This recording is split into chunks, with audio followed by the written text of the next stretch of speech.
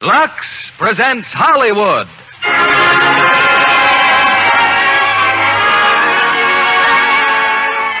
Lever Brothers Company, the makers of Lux Flakes, bring you the Lux Radio Theater. Proudly presenting Photoplay Magazine's Gold Medal Award picture, Sitting Pretty, starring Robert Young, Maureen O'Hara, and Clifton Webb. Ladies and gentlemen, your producer, Mr. William Keeley.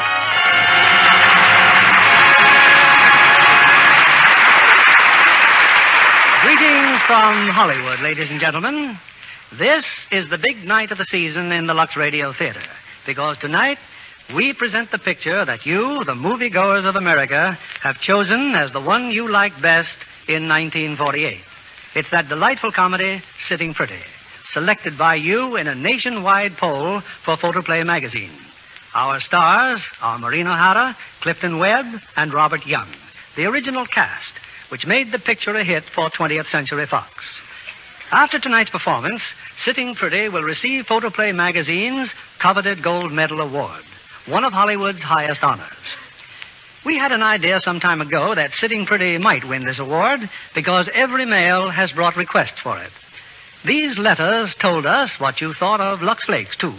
And I'm sure that if we could take a poll of housewives, their Gold Medal Award would go to Lux Flakes. Here's the curtain going up for Act One of Sitting Pretty, starring Clifton Webb as Lynn Belvedere, Robert Young as Harry, and Maureen O'Hara as Tacy.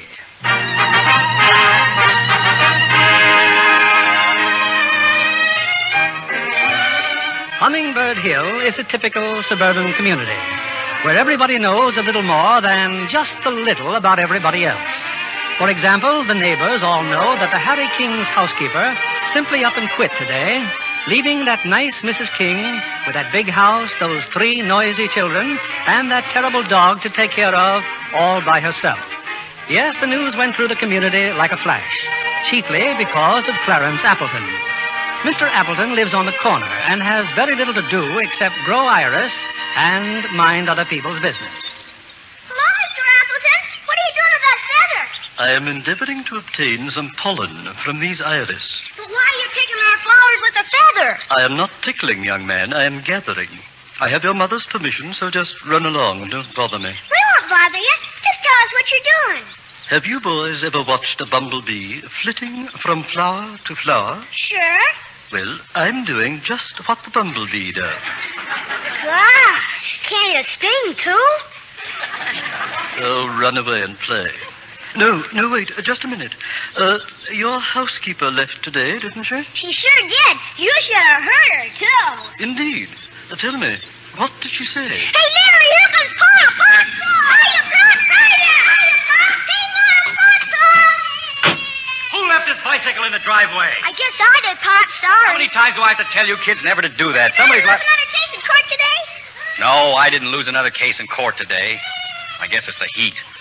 And Mrs. Maypole quitting. Some housekeeper. She sure was a drip, Pop. Maybe you've got something there. Well, how are you, fellas? Oh, fine. What's wrong with Roddy? What's he crying for this time? Oh, he's just crying, Pop. You know, Roddy, he always has... Get off! Henry, get down! Oh, do something! Pull him off of me!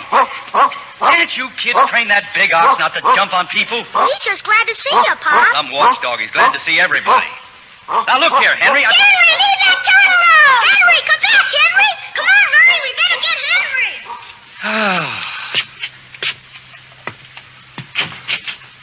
Harry. Hi. Hello, honey. Bad day, huh? I'm sorry about Mrs. Maypole. Oh, Harry, she knew we had 3 children and a dog when she took the job. Now, don't worry, honey. You'll find somebody else. Say, isn't that Clarence Appleton in the garden? What the devil's he doing? Oh, that? Well, it seems that we have a very healthy male iris, and he asked if he could have some pollen so he could breed one of his own. You don't say. Well, at least we should get our choice of the litter. Oh, Harry, please. Now, about Mrs. Maypole. Well, I've decided that we just can't afford a regular housekeeper anyway, unless, of course, you got that raise. Well, no, not yet. But being invited to the boss's house for dinner is a hopeful sign. Who'd you get for a sitter tonight? I didn't, Harry. You didn't, but we're due there in an hour. Oh, I phoned at least 15 of the little darlings. They're all tied up, sitting. Oh, it's no use, Harry. Just phone Mr. Hammond and tell him that we can't come. Okay, Tacy. He'll probably fire me, but okay. Sometimes I wish he would fire you. The sooner you stop letting Mr. Hammond kick you around Look, my love, for the last time, there's more to starting a law practice than just hanging out a shingle. You have to make contacts, and the only way you can do that is with an old established outfit. You know I'm right, don't you? Well, I know you're a lot brighter than Mr. Hammond thinks you are. Thank you. Now, what are we going to do about a sitter? I mean, for the future. I'll tell you what we're going to do. We are going to advertise. I'm going to put an ad in the paper for a resident sitter. What? A resident babysitter. Someone who can live in the spare room. Oh, you're crazy. Oh, I knew you'd say that. But just you wait and see. There must be someone we can get.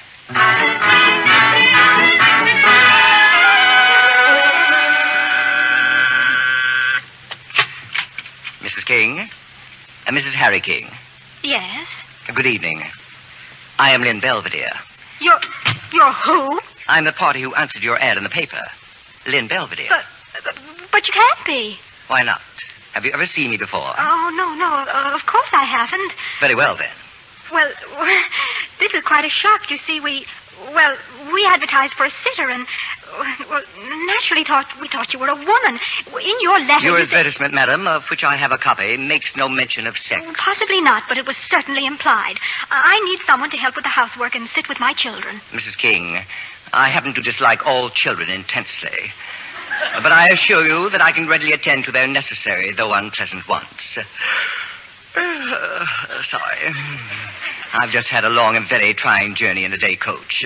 May I see my room? Your room? But my husband isn't home yet. That, if I may say so, is a matter of complete indifference to me. I take it you are not retaining my services to sit with him. But he's at the station. He's looking for you. I left the station 20 minutes ago. Well, he's expecting a woman. We just assumed that you were a woman. You have made that painfully clear, Mrs. King. Now, may I please see my room? Why, well, I guess so. It's upstairs. Thank you. Hi, Mama. Boys, what are you doing still up? Now, go back to your room and go to sleep. Is he a babysitter? Gee whiz. Oh, these are my sons, Mr. Belvedere, Larry and Tony. The baby's asleep. Well, that's a blessing, isn't it? Mom, why is it a man? They seem to be quite fascinated by you, Mr. Belvedere. The fascination, I assure you, is not mutual. Gee whiz. Oh, this is the room, Mr. Belvedere. We tried to fix it up as nicely as we could. Of course, since you're a Mr. and not a Miss, one or two things are obviously a little out of place. Flowers?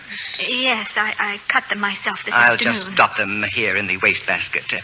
For my work, Mrs. King, I require an atmosphere of spot and simplicity. And may I ask what your profession is? Certainly. I am a genius. Well, good night, Mr. Belvedere. Good night, Mrs. King.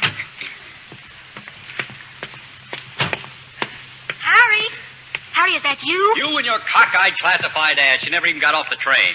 Well, darling... Oh, darling, I've got something to tell you. While you were What's gone... so funny? Well, tell me.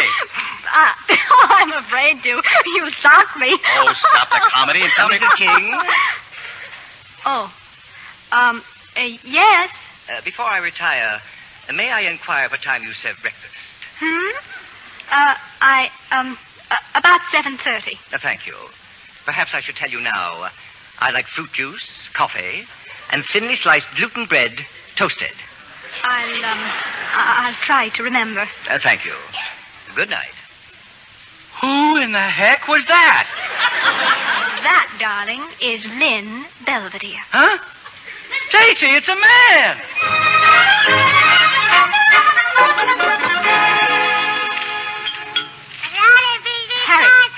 Harry, must you read your paper at the breakfast table? Huh? I always read paper at breakfast. Roddy, eat your cereal. Harry, please. What are we going to do about Mr. Belvedere? Very simple. As soon as he deigns to join us at breakfast, I'm going to kick him out. Right on his ear. Gee whiz, Pop. I think Mr. Belvedere's kind of cute. Me, too. Besides, he says he's a genius. Well, I don't think he's cute, and genius or no genius, I'm going to see Mr. Belvedere right now. Oh, I'd better go up with you. Now, you boys stay right where you are and finish breakfast. Oh, and help the baby with his cereal. Okay, Mom. Hiya, Robbie. How you doing with the cereal? He's grabbing a spoon, Larry. You better watch out.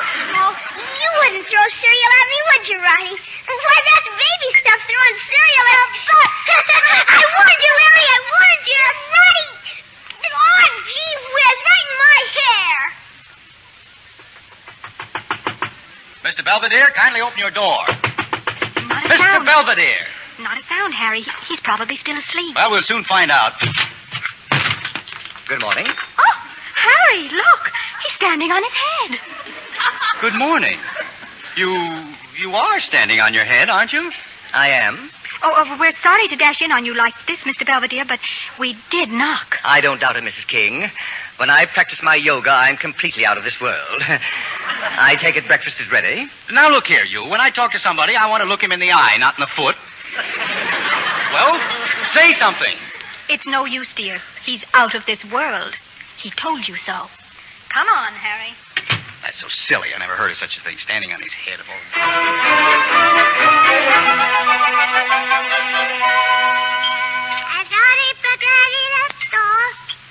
Here's your coffee, Mr. Belvedere. Thank you.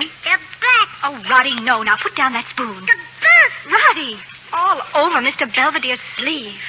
Don't do that, little boy. Now, look here, Belvedere. A joke is a joke, but this can't go on. Kindly be more precise, Mr. King. What can't go on? You're staying here, that's what. I'm perfectly willing to carry out my end of our agreement. I see no reason why you should default on yours. But it's impossible. You couldn't do the things we require. For example, could you bathe Roddy? Mrs. King, for many years I have successfully bathed individuals of all ages and sexes, and I've never had any complaints. Little boy, don't do that again. That's enough, Roddy. Now stop it. Mr. Belvedere, my wife tells me you're a genius. That is correct. Well, if I'm not too inquisitive, do you mind telling me what form it takes? Your genius? I am, in my way, a philosopher. Oh, I see. You just sit and think. Mr. King, if more people just sat and thought, the world might not be in the stinking mess that it is. Well, maybe you've got something there. And you can really handle children?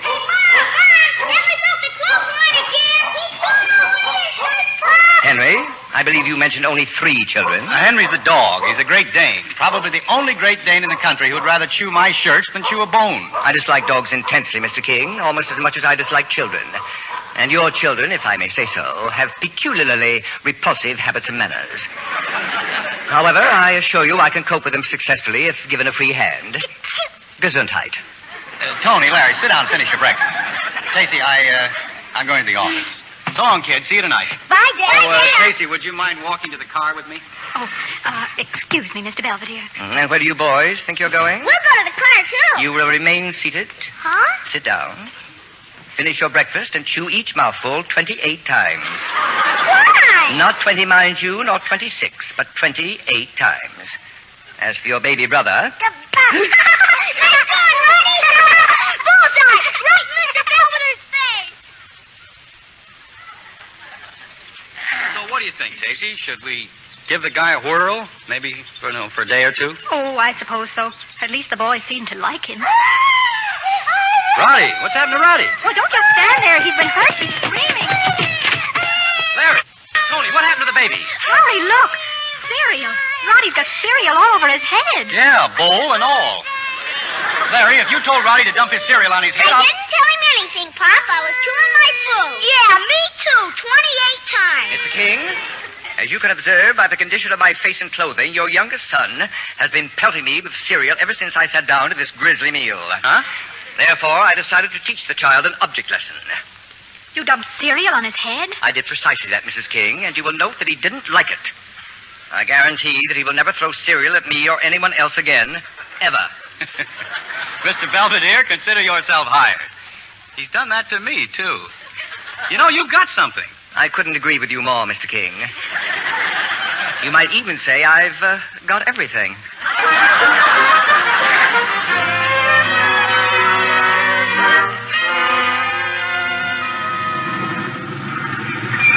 Hiya, fellas. Hiya, Pop. Hey, look at us.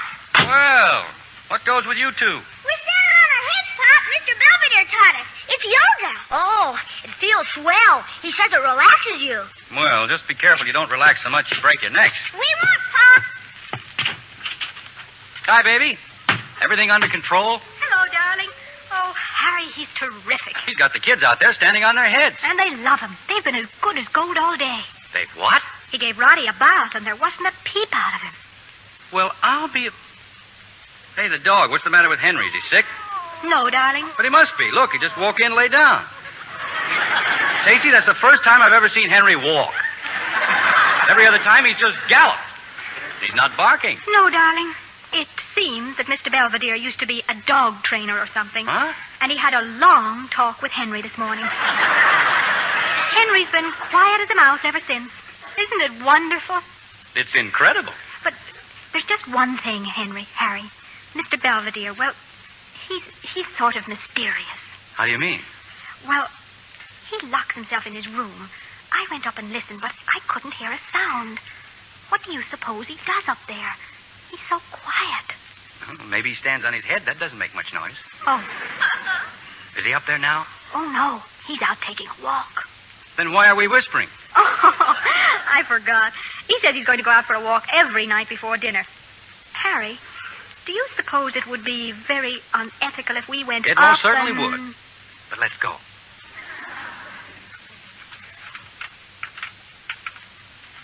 But I know it's the right key, Harry. Funny it doesn't work. Well, if it's the right key, it's got to work. Here, let me do it. You're wasting your time, Mr. King. Oh, hello. Good evening. Knowing human nature as I do, I suspected that you might try to snoop. This is a new lock on the door. But it can't be. I didn't order a locksmith. There was no occasion to, Mrs. King. I am an expert locksmith. And now, if you'll excuse me, I will see you both later at dinner. Harry, will you, Well, you'd better tell the boys to come in and wash. That won't be necessary, Mr. King. They're scrubbing their grimy little paws right now. I don't know, Tacy. He may be all right, but let's face it, he is a screwball. Well, a little eccentric, maybe, but... Father? Since when am I father? Pardon me, sir, but I wish you'd see if Tony and I are good and clean. Are we, Father? Mr. Belvedere says that cleanliness is next to godliness. Well, dear, need I say more? I guess he stays, Tacy.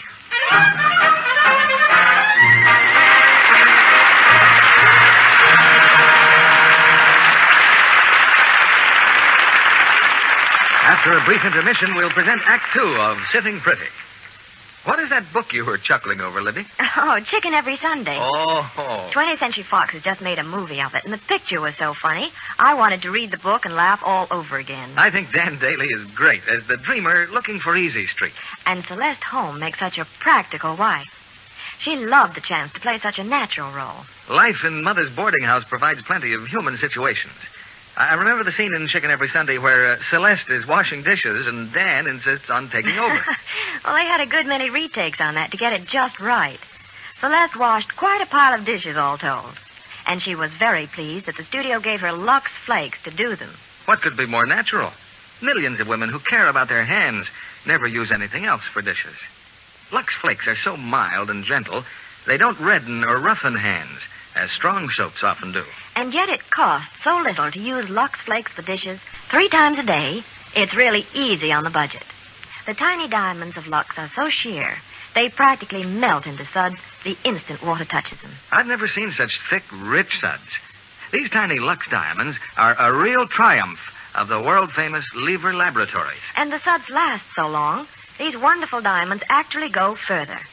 Ounce for ounce, they wash up to twice as many dishes as any of 10 other leading soaps tested. They're thrifty. Here's our producer, William Keeling. Act 2 of Sitting Pretty, winner of Photoplay Magazine's Gold Medal Award. Starring Maureen O'Hara as Tacy, Clifton Webb as Lynn Belvedere, and Robert Young as Harry.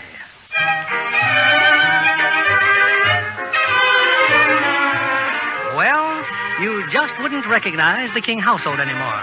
Peace and serenity, like a halo, have settled over the little family. A blessing directly traceable to the gentleman in the spare bedroom, Mr. Lynn Belvedere. Now, on a wintry Sunday morning, Mr. Belvedere returns from a little visit downtown. Rounding a corner, he encounters the community gossip, Clarence Appleton. Why, it's Belvedere. Good morning, Belvedere. You will kindly address me as Mr. Belvedere until I grant you permission to drop the title. A contingency which seems hardly likely, Mr. Appleton. Well, really, I intended no offense. Tell me, Mr. Belvedere, are you completely happy with the Harry Kings? Only an idiot is completely happy anywhere. But I understand those dear little boys are devoted to you, and that Mrs. King considers you quite the treasure. Indeed. Oh, my dear mother is very anxious to make your acquaintance, Mr. Belvedere. Perhaps you could drop in on your next afternoon off? I am not a servant, Mr. Appleton. My afternoons are always my own. Oh, well, in that case, drop in any time for a glass of sherry. I dislike sherry as much as I deplore the habit of dropping in on people uninvited.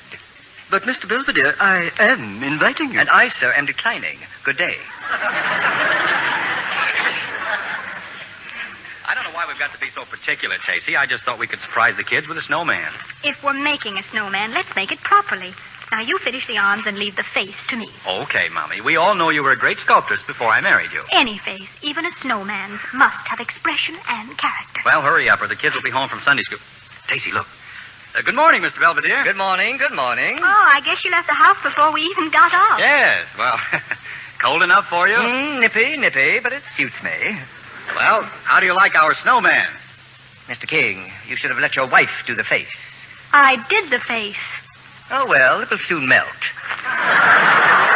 Tacy, what do you suppose he's got in that package? Oh, how do I know? I've given up wondering about anything he does or has. But it made a noise. I distinctly heard a sort of metallic ticking. So did I. If he's doing anything illegal up in that room, we could get into a lot of trouble. Harry, do you suppose if you climbed up on that tree and, well, maybe crawled out on that limb, I could look right in his window. Tacy, go in the house. Well, why? Go in and watch the stairs. If he comes down, find some way to warn me. All right, but be careful. All I'm going to do is climb a tree. Can you see anything, Harry? Not yet, but I'm not high enough. Stop looking at me and watch for Mr. Belvedere. I am watching. I'll know what he's up to in just a minute now. Climbing trees, Mr. King, at your age. Huh? Oh, ah! You better come out, Mrs. King. Bring a roll of gauze, please, and some adhesive tape.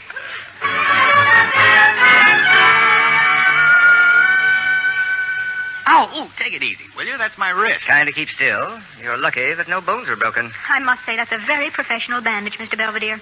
There aren't many people who could do that. That's substantially what General Pershing told me during the First World War. You were a doctor, too? A bone specialist. Oh, no. Is there anything you haven't been? Yes, Mrs. King. I've never been an idler nor a parasite. Or have I ever climbed a tree to look into someone's bedroom? Now, Mr. King, how does your wrist feel? I guess I'll live. I hope it's better by tomorrow. I've got to go to Chicago. Indeed? I thought I told you, Mr. Belvedere. Yes, he has to go to Chicago on business. You'll have nothing to worry about, Mr. King. I shall endeavor to pinch hit for you at every available opportunity. Well, thanks. That'll be just...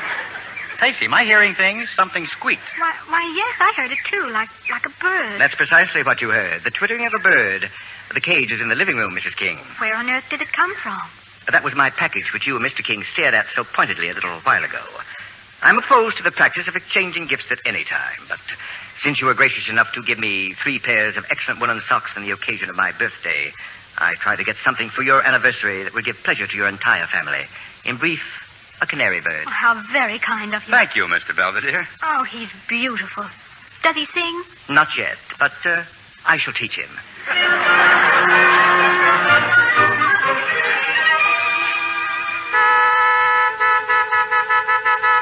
Hey, Tacy, go out and tell Bill to lay off that horn, will you? But, darling, you've got to catch a train, and if Bill and Edna are driving you to the station, Nobody's driving me to the station.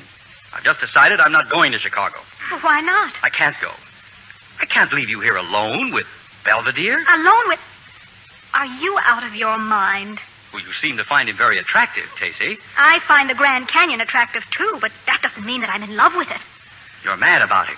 Oh, I am insane with passion. Now, look, Tacy, I'm not suggesting that you and Belvedere will carry on while I'm gone, but... Oh, that's darn white of you. But you know how gossip starts, and, well, I just Look, thought... would you feel any better if I slept at Edna's house while you're gone? Well, yes. Yes, I would, definitely. The kids won't like it. Well, I'll break it to them gently when they get home from school.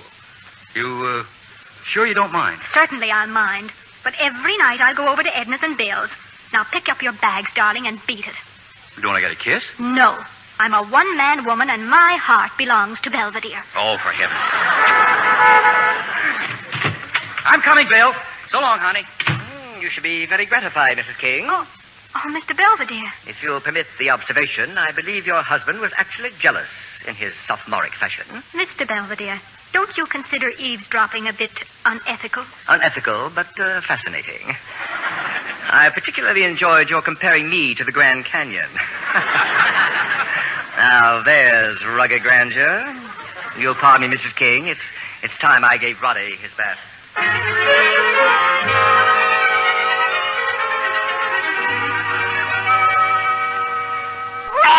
Larry, wake up! Larry! What's the matter, Tony? Larry, I'm sick. My stomach hurts.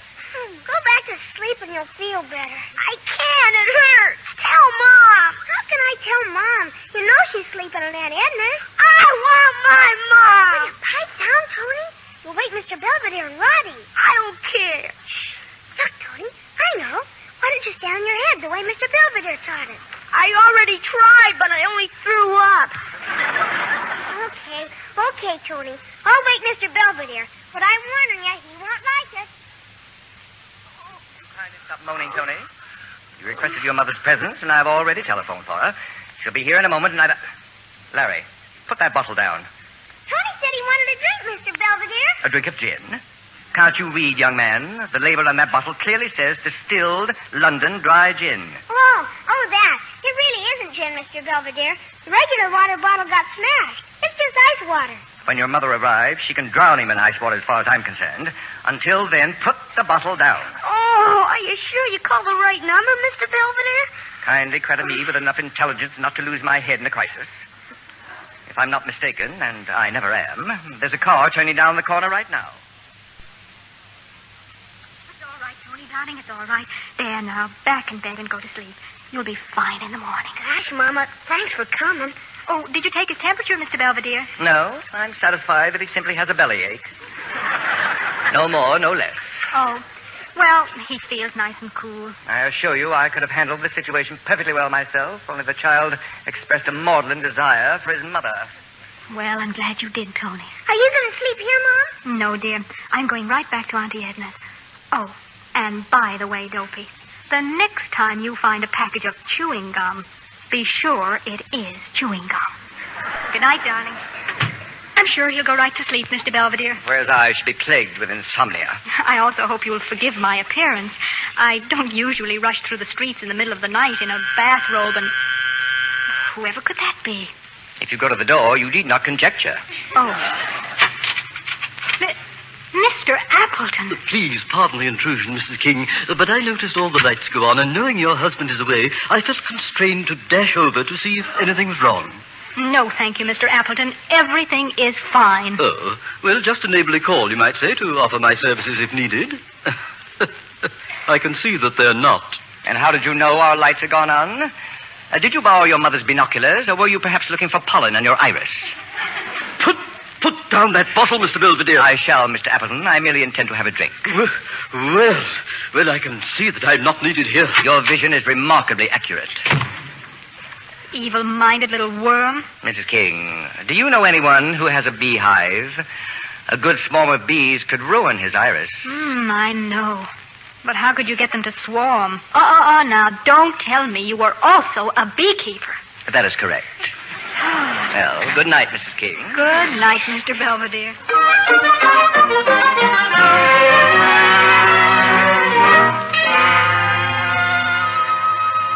Well, I simply had to tell you, Horatio. As Harry King's employer, as the man he works for, you simply must... Go on, Clarence. What else? Isn't that enough? There I was, calling on an errand of mercy. Belvedere in his pajamas, and Tacey King in a negligee, cavorting about and guzzling gin. This is awful. The wife of my own employee. Well, I'm sending for Harry King at once. Oh, I don't suppose you let this get around, Clarence. You haven't told anyone else. Well, hardly anyone, Horatio. Drunk. 3 o'clock in the morning. Miss Adams, take a telegram to Harry King.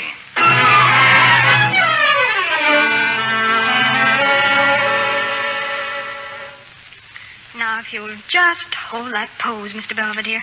Oh, you're not getting bored, are you, Edna? Bored? I'm having a wonderful time. But I do have to run along. You may not have known it, Mr. Belvedere, but Tacy used to be quite a sculptress. It's possible. And I think it's very sweet of you to pose like this and give her a chance to practice. My motives, Mrs. Philby, are not entirely unselfish. Someday they will need a bust of me in the Hall of Fame. The only virtue you lack, Mr. Belvedere, is modesty. I do not consider that a virtue. Oh, I do. Harry is very modest. Your husband has a great deal to be modest about. Don't let him get you down, sweetie. See you at the house tonight, huh? As usual, right after dinner. Goodbye, Mr. Belvedere. Thank you for going. Now perhaps we can get something accomplished. I doubt it. It's your jaw, Mr. Belvedere. Your jaw, it just isn't right. My jaw is perfect. Come here and I'll demonstrate. Now, if you place your fingertips at the base of my jaw... Like this? A little higher. That's it. There you are. Now, feel how the orbicularis oris operates. Now, over here, at the jawbone. Well, can't you feel it? Oh, yes. Well, now, this is a cozy little scene. Harry! Why, darling, what a wonderful surprise. I didn't expect you till Thursday. Pretty obvious you didn't. Would you mind telling me just what you two were doing? I was permitting your wife to massage my larynx. And I might add, Mr. King, that your greeting to Mrs. King is scarcely cordial. I'll greet my wife any way I like. Harry! I came back from Chicago because Mr. Hammond sent for me. I just came from his office with my head so full of gossip that I don't know whether... Gossip? What gossip? About you and Belvedere. Now, look here, Tacy. Stop raising your voice. I'll raise the roof if I want to.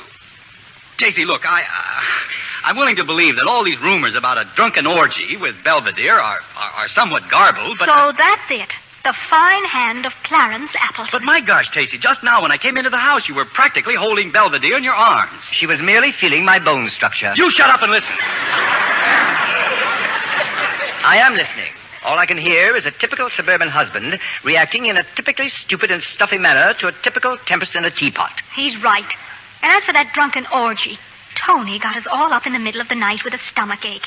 I dashed over from Edna's and I wasn't in the house 10 minutes when that horrible little Mr. Appleton came snooping around. Oh, well, I imagined it was something like that.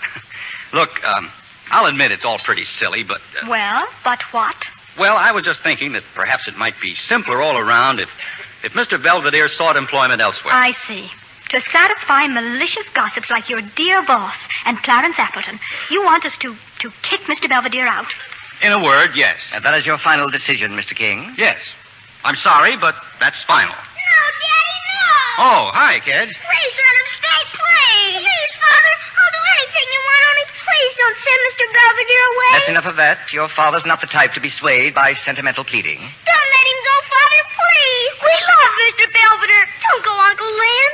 Little boy, don't ever again, as long as you live, dare to call me uncle.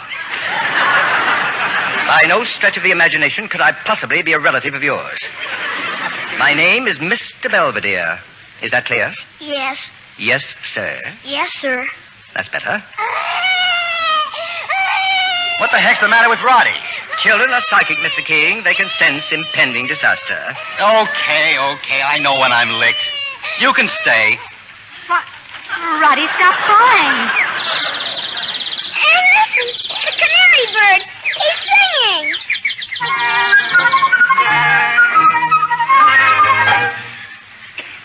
You, sent for me, Mr. Hammond? Yes, Harry, I did. Sit down, Harry, sit down. Harry, how long is it since you returned from Chicago? Oh, about a month, Mr. Hammond. A month. Harry, the firm of Horatio J. Hammond and Associates has a spotless name in this community. Absolutely spotless. Yes, I'm sure it has. And as I told you about a month ago, I consider it mandatory for all connected with this firm and their wives never to incur the slightest gossip of a scandalous nature. Oh, now, wait a minute. If you're still harping about those stupid rumors... I do not harp. Harry, where was your wife last night? Now, look here, Mr. Hammond. This has gone far enough. I agree with you. Last night, your wife and Mr. Belvedere were seen together at the Crystal Cafe. They were dancing the rumba. That's ridiculous. Last night, Tacy and Edna Philby attended a lecture at the Women's Club. You were with your wife? No, I wasn't. I was tired and I went to bed early. I don't doubt that Tacy might have attended the lecture. But I know that after the lecture, she was dancing the rumba with Mr. Belvedere at the Crystal Cafe. I saw them there myself. So did my wife, Mrs. Hammond. So did Clarence Appleton and his mother. Now for the details. Oh, it hurts me, Harry. It hurts me deeply to tell you this.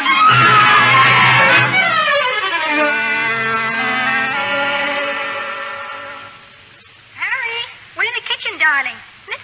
Belvedere is making the most delicious salad. I'm glad he's here. What I've got to say is for both of you.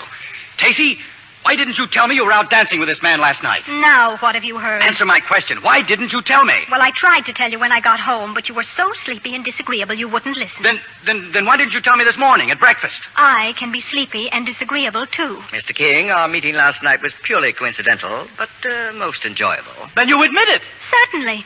Moreover, he Roombas like a saint. I don't care if he dances like Arthur Murray. You may be interested to know, Mr. King, I taught Arthur Murray. Now look, Casey. Your conduct is making me the laughingstock of Hummingbird Hill. Why, Mr. Hammond said, stop shredding that lettuce. Life must go on, Mr. King. Well, it's not going on with you in this house. Harry, I think you'd better pull yourself together. After the lecture last night, Edna and I went to the Crystal Cafe for a cup of coffee. It just happened that Mr. Belvedere was there. Go on, Tacey. He was kind enough to dance with me.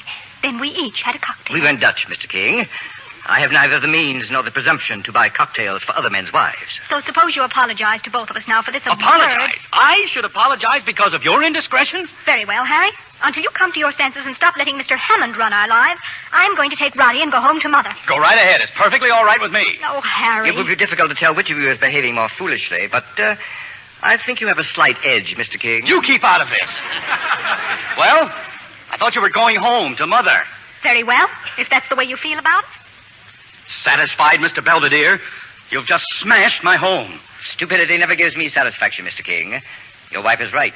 You owe her an abject apology. I've half a mind to punch you right on the nose. It takes half a mind to resort to such measures. Why, you... Oh, my hand. I believe you've splintered the door, Mr. King. I neglected to tell you that in my youth I was quite expert in the art of fisticuffs. Get out of here! Yes, Mr. King, yes. I think perhaps it's time I left.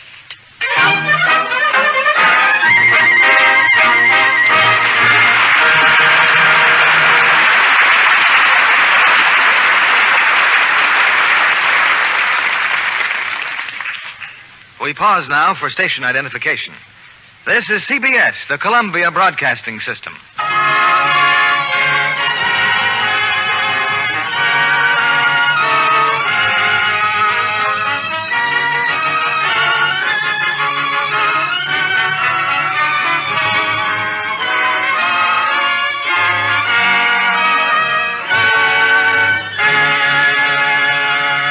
Before we bring you Act 3 of Sitting Pretty, I'd like to have you meet our special guest, Helen Westcott, an ambitious young player who spends her free time as well as her working hours on the 20th Century Fox lot. How about that, Helen? I just can't keep away, Mr. Keeley. I get a real thrill out of watching the stars work. Then, if you saw A Letter to Three Wives being filmed, you had a chance to watch three stars at once. Yes, I did. Linda Darnell is wonderful, the perfect glamour girl. And I think Ann Sothern is absolutely right for a smart, successful career wife. Jean Crane has the most sympathetic role, perhaps, as a young wife who doesn't know how to live up to the country club crowd. It was exciting watching those big country club dad scenes in A Letter to Three Wives. But they worked on them so long, I felt sorry for Jean. She said her nylon stood up better than she did, under the strain of so much dancing. I'm sure Lux Flakes had something to do with that, Helen. Oh, you're right, Mr. Kennedy. The wardrobe girl told me it's a rule of the studio always to use Lux Flakes for stockings, just as they do for everything washable. These tiny diamonds of Lux are a real economy. Scores of strain tests on all kinds of stockings prove it. Washing stockings with strong soap or rubbing with cake soap make runs come quickly. But with Lux Flakes, even sheer nylons last twice as long. I do believe that's true, Mr. Kennedy. I'm devoted to Lux Flakes myself. Well, then you've probably noticed how much faster these tiny diamonds of Lux dissolve. They bubble up into suds the instant water touches them. Make richer suds, too, that last and last. They're such perfect care for stockings, it's no wonder 90% of the makers of stockings recommend these tiny diamonds of Lux. Thank you for coming tonight, Helen Westcott. Thank you. Back now to our producer, William Keeley. The curtain rises on the third act of Sitting Pretty, the Photoplay magazine Gold Medal Award winner, starring Clifton Webb as Lynn Belvedere, Robert Young as Harry, and Maureen O'Hara as Tacey.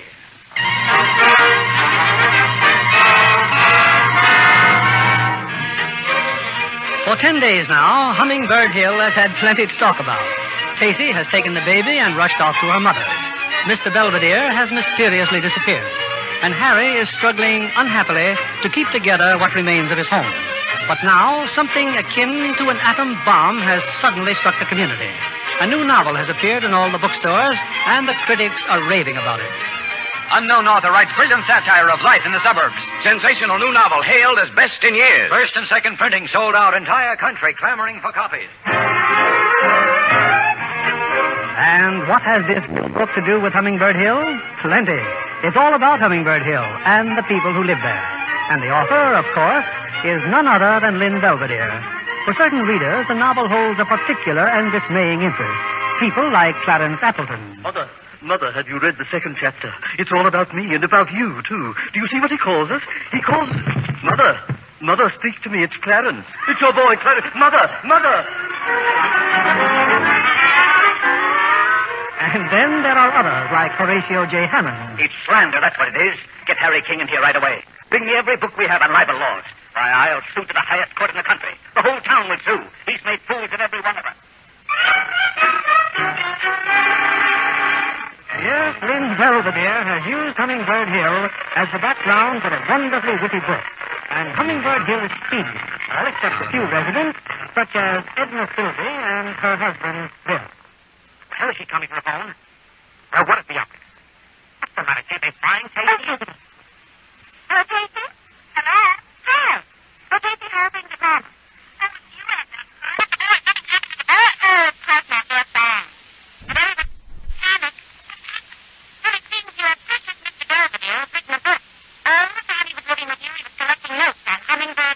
You knew that's what he was doing? Oh, no. I mean, I've seen the advertisements for the book, but it's all sold out here in Fort Wayne. Well, go on, Edna. Tell me what's happened. Well, in the first place, Harry's just been fired. But why? For harboring Belvedere under his roof. Hey, tell her about me. Oh, yeah. And when Bill tried to stand up for Harry, old man Hammond fired Bill, too. Oh, my gosh. And you know what they're going to do this afternoon? Some movie company's going to make a newsreel right at your house. A newsreel? Uh-huh. They're bringing Belvedere back to get some intimate shots of the master at the scene of his triumph. Edna, put Harry on the phone. I've just got to speak to Harry. Well, I'm sorry, Tacey, but we don't know where Harry is. But what's happened to him? Probably nothing. He's probably just out somewhere looking for a nice soft shoulder to cry on. Bill says that he... Tacey! Hello! Well, the part about the nice soft shoulder must have worked, Bill. 10-1, Tacey takes the first plane home.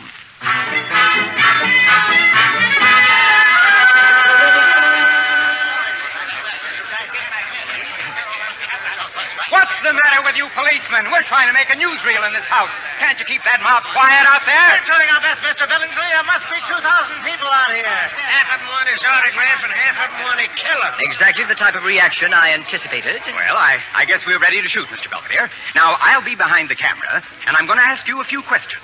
So just be perfectly relaxed, and I'll... Young man, I need no instructions. I have directed many pictures. Oh, I'm sorry. I didn't know that. All right, boys. Quiet, please. Roll them. Now, Mr. Belvedere, tell us, how did you write this book?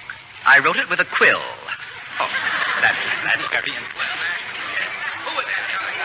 Well, what's that? You're not supposed to let it audience. Officer, I live here. I guess I can go into my own house. I don't know, lady. Hey, Chief, she says she lives here.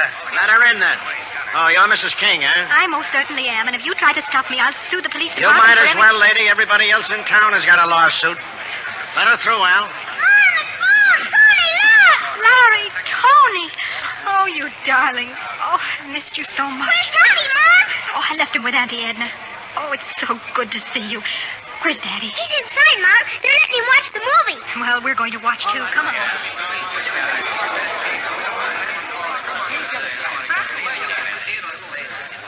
Mr. Belvedere, critics throughout the country have unanimously hailed your novel as a masterpiece of sheer genius. That is correct. Well, how do you feel about it? I feel they were quite conservative. Hey, Pop! Look!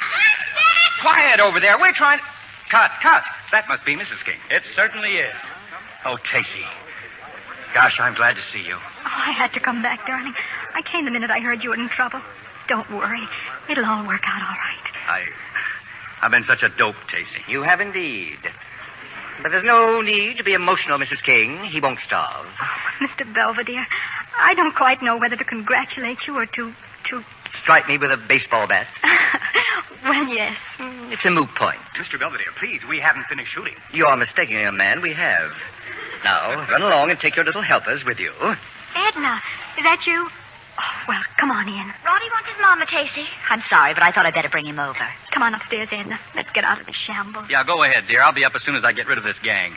Look, fellas, enough's enough. Get all these people and cameras out of here, will you? Okay, boys, wrap it up. Just one of the penalties of fame, Mr. King. Well, I'm not famous. You will be. My book has made you immortal. Hey, you can't call him that. I am Horatio J. Hammond, and I'll go anywhere I please. Where is this Belvedere person? Oh, there you are. Don't you take your hat off when you crash somebody's house? Don't you talk to me like I'll that. talk to you any way I like. You fired me, remember? Take off your hat. All right, it's off. Now then, Mr. Belvedere, it gives me the greatest possible pleasure to serve you personally with this summons. Summons? Well, how interesting. I am suing you for $1 million for libel. Splendid. That's a good round sum. I'm going to sue you, too. And me. And I, Mr. Taylor. My mother and I are going to sue for another $1 million. In addition, we shall see that you are run out of town. Excellent, Mr. Appleton. Such notoriety will cause the sale of my book to soar even higher, if that is possible. Mr. King, Mr. Philby, would you two young men be interested in acting as my attorneys in these threatened suits? Are you serious? Mr. King, I never jest about $1 million. Money is the root of all evil, and I have the greatest possible respect for it. Okay, Mr. Belvedere. We'll be very happy to defend you. I'll say we will. The law firm of Philby and King will be open tomorrow morning. And they'll have their work cut out for them because we intend to sue not only you, but everybody who supplied you with this libelous information. Excellent idea, Mr. Hammond. You should always go to the source. I intend to. Has it occurred to any of you gentlemen who that source might be? Who is the person who knows all about everyone in Hummingbird Hill? Who is the one that for years has made a repulsive habit of snooping and gossiping about his neighbors? Who is it among us, for example, who knows all our little peccadillos with girls in florist shops? The girl was merely delivering flowers to that motel. And they were not orange blossoms, Mr. Taylor, were they? And you, Mr. McPherson? Why, you've caricatured me in this book as a drinking man. It is not I who counts the empty bottles in your trash can, Mr. McPherson. Just one little moment. Are you insinuating that I... let the chips fall where they may, Mr. Appleton. But I am not... And Mr. Hammond, who is it that takes a habit of reading his neighbor's mail, their perfume mail? Oh, this is outrageous. Are you suggesting that I have been your collaborator? Don't be so presumptuous. Let me put it in terms that even you will understand. You, Mr. Appleton, have spread the pollen. I have reaped the harvest. But this is fantastic. I have been more grossly maligned in this book than anyone. It is only poetic justice that a stool pigeon should be roasted. So you were the one, Appleton. No, Horatio, let us not be hasty now. Why, you little weed. Horatio, no! Let me alone! Mother, help!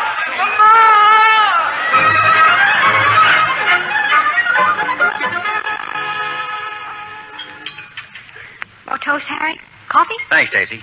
Hey, take a look at this. They've got Clarence Appleton's picture in the paper. Boy, what a shiner. I bet it nearly killed him when Mr. Hammond went over and trampled down his iris bed. Well, how would you like to go celebrating tonight? Love to. Would you care to take me dancing? Dancing? Remember, I don't dance as well as Mr. Belvedere. No, dear, but you're much prettier. Uh-oh. Wait a minute. We can't go anywhere. Who'll sit with the kids? I will. Mr. Belvedere. The mere fact that I have been catapulted into fame does not blind me to the obligation I undertook here. Mr. Belvedere, you're an amazing man. Just what are your plans for the future? My dear Mrs. King, this book of mine is only the first volume of a trilogy. I estimate the other 2 volumes will take me at least 2 years more. And you're going to write them here? Posterity will demand that the entire masterpiece be written under the same roof. Your house will become a shrine, Mr. King. I'm surprised that you even want to stay. It can't be very convenient. You claim you don't even like children. That is correct. Now, if you'll excuse me. Oh, Mr. Belvedere. Yes? I think it's only fair to tell you that before long we're expecting another child. Then you will find me of great service, Mrs. King. I was also an obstetrician.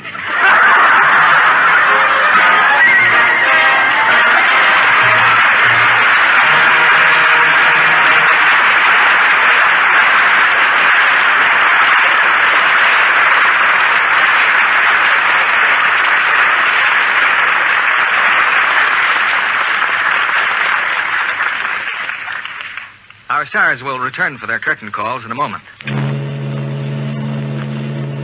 All aboard for London, Paris, Cairo, Honolulu. But hurry, It's the chance of a lifetime. Don't miss the boat in Lever's sensational $50,000 travel contest. You may win the most wonderful vacation you'll ever have in your life. Just imagine. First prize is a round-the-world tour for two.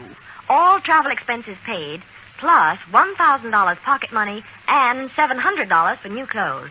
Or you can have $10,000 in cash. And that's not all. 15 wonderful second prizes, too. Each an all-travel expense trip to Europe. Or $2,500 in cash. Besides all that, there are 400 additional cash prizes, each a crisp new $10 bill. If you win the first prize, you travel in luxury for 101 days. The best accommodations everywhere. All trips are arranged by Thomas Cook & Son, world-famous travel agents. Get in on this exciting contest tonight. Here's all you do. Just finish this statement in 25 words or less. I like the large-size box of Lux Flakes because. Send each entry with a box top from the large-size Lux Flakes to Lever Tour the World Contest, Box 1, New York 8, New York.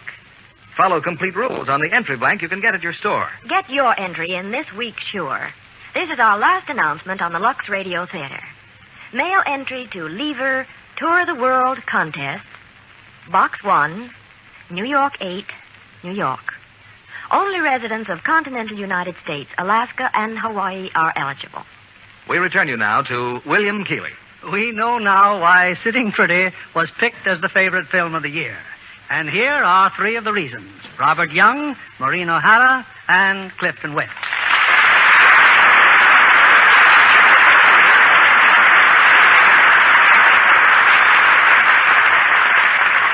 Bill, we'd all like to tell the audience how pleased we are by their selection of Sitting Pretty. And I think Clifton Webb deserves a special credit for his portrayal of Mr. Belvedere, which has won him a nomination for the Academy Award. Thank you, Bob.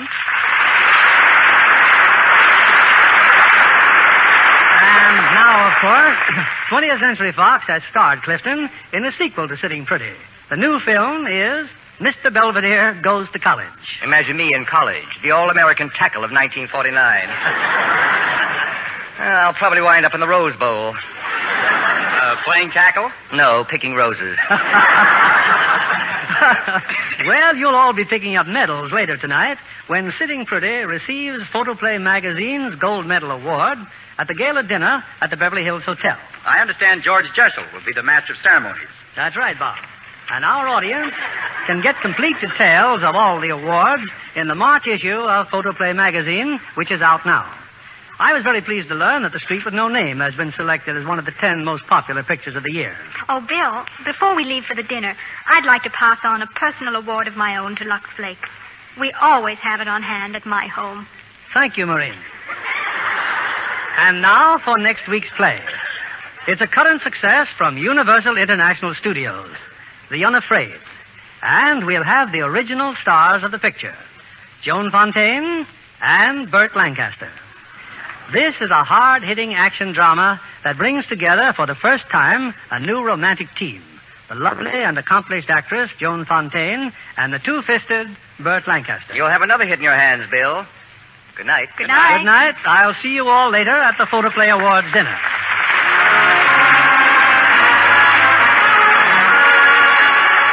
Lever Brothers Company, the makers of Lux Flakes, join me in inviting you to be with us again next Monday evening when the Lux Radio Theater presents Joan Fontaine and Burt Lancaster in The Unafraid. This is William Keighley saying good night to you from Hollywood.